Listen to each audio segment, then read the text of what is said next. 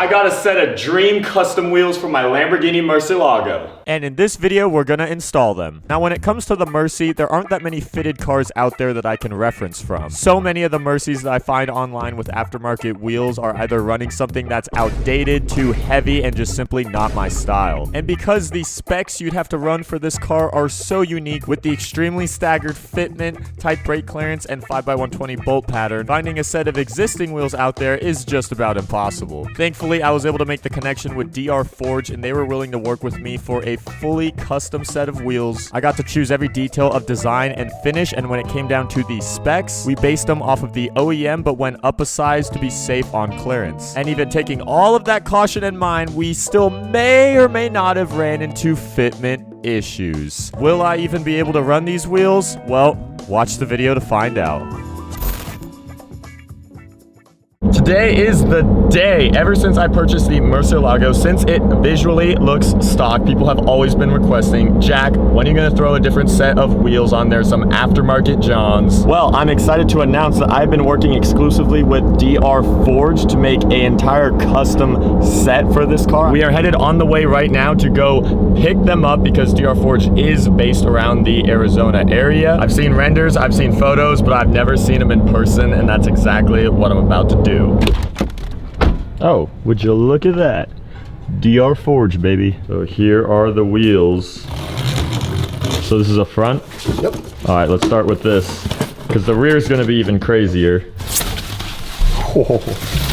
Oh my gosh. Oh my gosh, there's so much lip, even for a front. That's really impressive. The brushed lip, I think that's a very modern look. It's going to modernize the car and also looks high quality. Way deeper.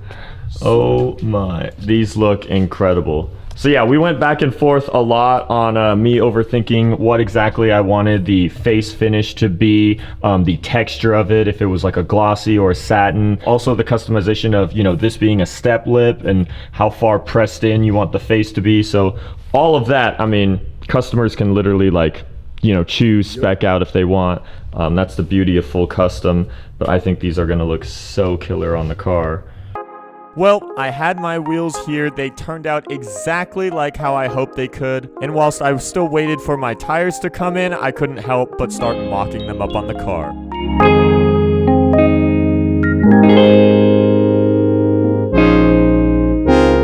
Just test fitted the first wheel on the Murci, the rear, so it's got the more aggressive offset. Oh my God. This is insane. This really is gonna transform everything. Good Lord. However, things were not looking as good when I test fitted the front.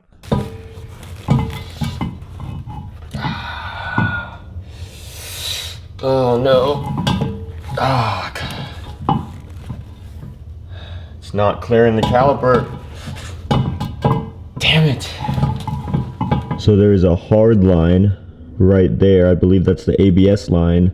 That's hitting this section of the face. I think that point right there, that's pinching on this section. The carbon ceramic brake caliper is just too big for the multi-piece wheel, because the actual offset and specs of this wheel should actually allow for more clearance than the factory. However, because it's multi-piece, has this ring around here where all the hardware mounts up to the barrel, and this piece is just conflicting with the giant carbon ceramic brake caliper. I have a 12mm spacer that I can try out to see if that does anything. Obviously that means we might have a little bit of wheel poke, because the wheels are going to be pushed out further, but I actually don't even know if the 12mm is going to clear. I'm going to cross my fingers.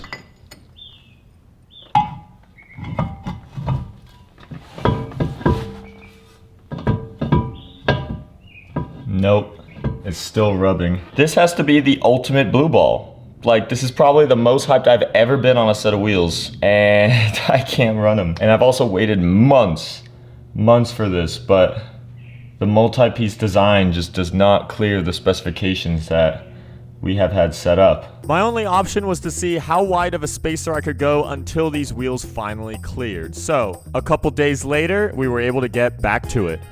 ordered myself a set of 18 millimeter. This is what I expect to be the smallest spacer I can run. Bro, you gotta be kidding me. Are you They don't fit. Bro. Oh my god, this is a joke.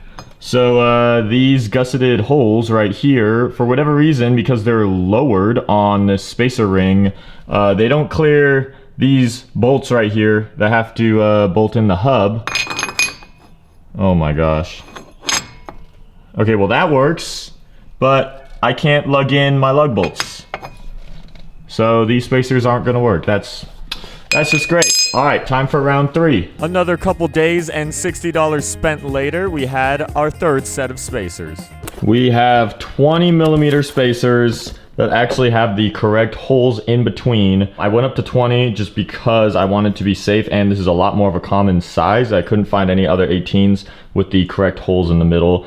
2 millimeters, we're gonna have to bite it, but these should actually work. So this is what the 20 millimeter, we got the wheels to fully bolt themselves up, and we are clearing the brake caliper, literally barely. And our fitment, it's still poking out. Like, it's not the worst thing in the world. Right here, I don't think you'd be able to tell as bad, but when you come over here, you could definitely tell, just because the car angles itself this way a lot more. The entire car actually just gets wider as you go to the rear. So from the front, it just looks like it's poking out way too much, even though the track width, I believe, is actually, it's still further inside than where the rear wheels sit, just because the car gets so much wider back here. I mean, it's not the worst thing in the world because, yeah, it kind of aligns up with the skirts and everything flush, but it's just like from the front angle, I don't think it's supposed to poke out that much. With my tires now in, Christian was able to help me out and get them mounted onto the wheels. I was hoping there'd be a little bit of stretch on the fronts, which would help make the fitment look a little bit better. Got them all loaded up. Shout out Christian getting them tires mounted on here. And luckily we're going straight home. Otherwise, this would be a high value truck bed to steal out of right now.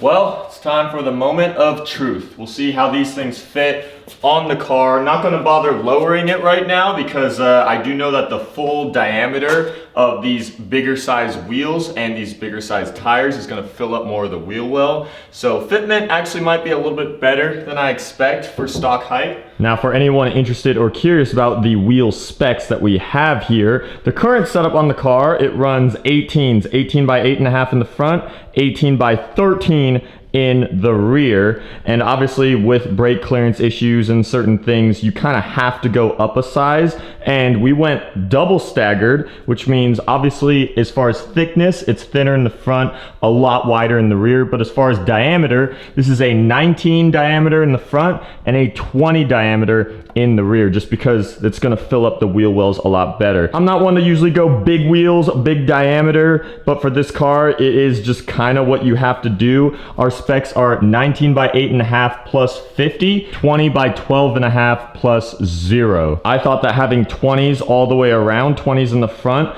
would just be too donked, too big, but clearly you guys are seeing the fitment issues we're having with having a multi-piece 19-inch wheel up here. So you just kind of have to go big when it comes to V12 Lambos. I know Aventadors run even 21s, and I'm sure guys have put 22s on them.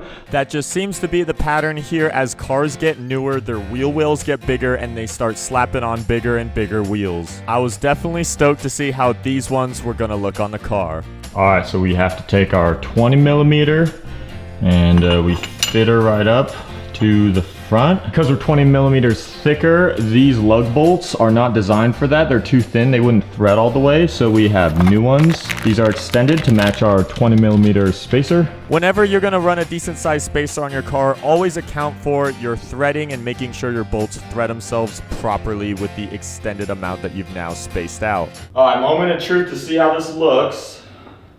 Slowly lower down. It's so tough. So here's how she sits with the 20mm spacer in the front, the smallest we could go for these front wheels to clear our brake calipers without hitting. And obviously there is still a little bit of wheel poke. We got some meaty, girthy Michelin tires up here. If we stretched out the tires, it would probably look a lot better. However, I wouldn't advise running stretch tires on a car like this. Obviously the fitment back here is perfect. Like, I couldn't ask for anything better, and it's such a tease because it just looks so dang good. And obviously I can't have precisely the fitment I want up in the front, but I don't know. You guys help me decide, is this a war crime, or would you guys run this for a little bit on the car? All I know is I think I'm gonna fully torque these down, confirming that we're gonna rock it just a little bit, because, I mean, first of all, I gotta see what this looks like out in the sunlight. Definitely a bittersweet look in conclusion to wheels that I've waited months to be made and come in. Check out how it looks in the sun and leave your thoughts in the comments below.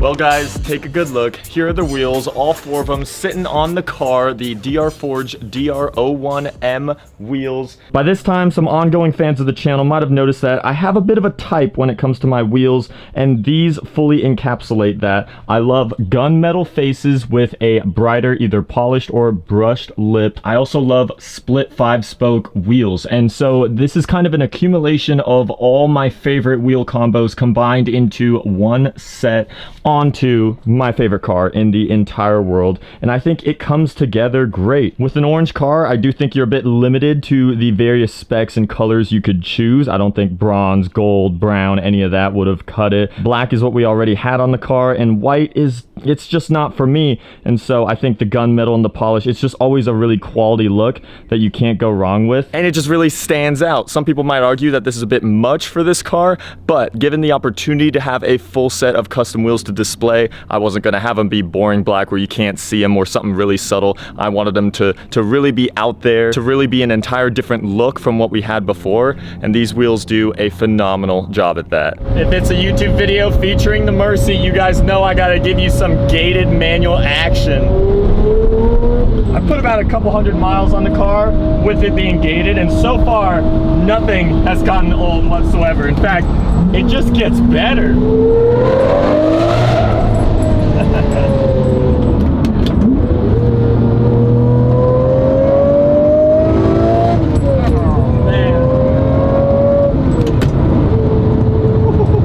For the amount of money that I've spent to build this car to how it is, I just don't think there's any other driving experience that can compare.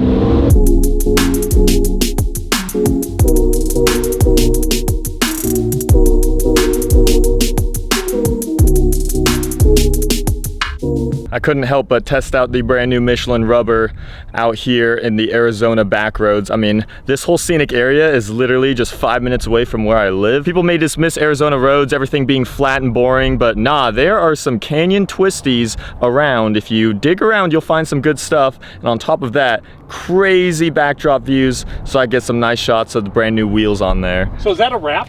No, that's paint. Can I touch it? Yeah, you could go for it. It's fully paint protected, so you could scratch it, whatever you want to do. No, I don't want to scratch it.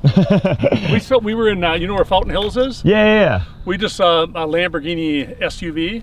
Oh, nice. Which is $275,000. Yeah. 57,000. That's crazy. Yeah, these ones are a lot less common than the SUVs are, because these are older, and this has got the big V12. I love how it matches your shirt. Yeah. It should be mine then. Down the Yeah, right? and we're both going, look at that car. Oh, you guys were literally driving down, you pulled in? Yes. Oh, no way. We were coming back down from checking out the wild horses. Yeah. Yeah. Good life, man. Thank you. Thank you. Be safe. Of course, of course. Thank you. Yeah, of course. I could swap the cars even up. I'm just saying. Don't worry, you can't get in your car. Hey, you never know. This thing might overheat on your way home or right. something. You never know. And this is an Enterprise rent-a-car. We're on vacation. Oh, okay. There you go. Where are you guys from? Minnesota. Oh, nice. We'll Nice. check you out on your page. Yeah, thank you. Thank you.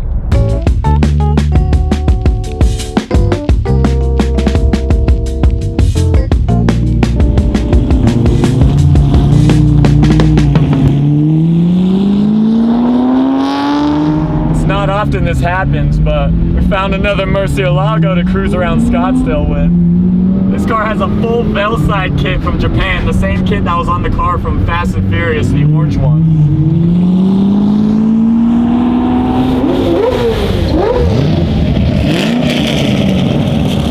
It's a Thursday night.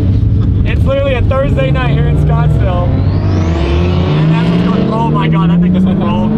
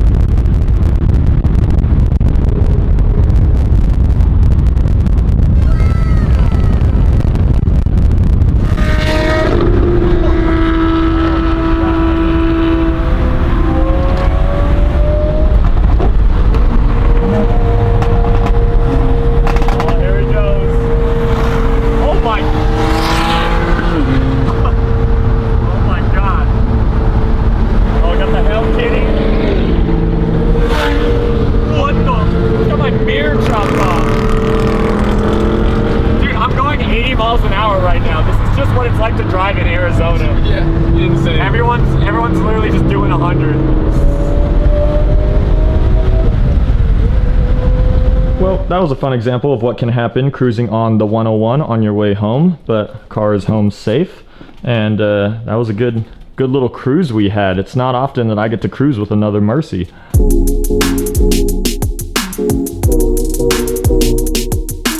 But I do think these will fit up a lot better than... Nice.